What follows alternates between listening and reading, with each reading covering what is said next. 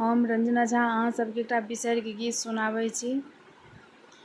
कहाँ माँ से एलै रामा नाग हो नागिनिया, नाग छोड़े फुफकार नागिनिया आबि गेला नागिनिया आबि गेला। किनका बाड़ी लोढ़ब बेली चमेली, किनका बाड़ी लोढ़ब गुलाब हे। बाबा बाड़ी लोढ़ब बेली चमेली, भैया बाड़ी लोढ़ब गुलाब हे। बाबा बाड़ी लोढ़ब बेली चमेली, भैया बाड़ी लोढ़ब गुलाब हे। कथी में लोढ़ब बेली चमेली, कथी में लोढ़ब गुलाब हे। कथी में लोढ़ब बेली चमेली, कथी में लोढ़ब गुलाब हे।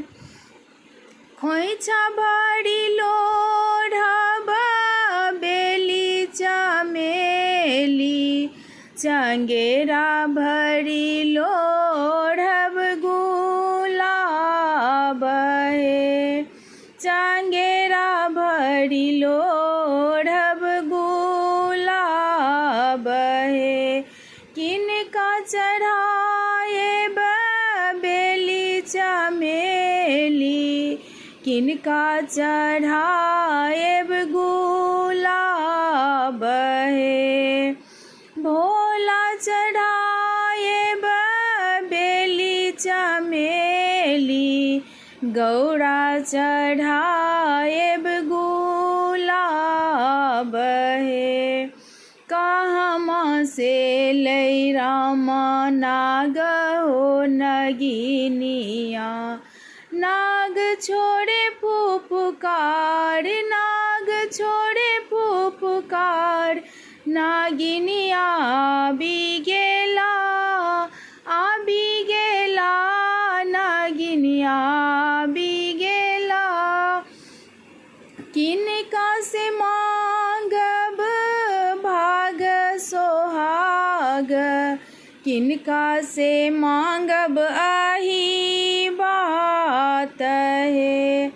किनका से मांगब भाग सोहाग, किनका से मांगब आही बात हे। भोला से मांगब भाग सोहाग, गौरी से मांगब आही बात हे।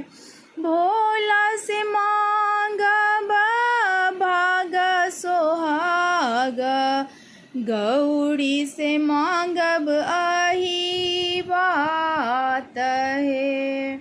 कहाँ से लै रामा नाग हो नगिनिया, नाग छोड़े फुफकार नागिनिया आबि गेला नागिनिया आबि गेला।